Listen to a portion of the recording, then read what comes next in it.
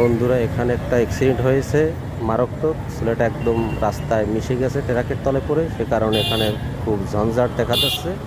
আমি আপনাদের জন্য সরাসরি ভিডিও নিয়ে হাজির হলাম। এখান থেকে আপনারা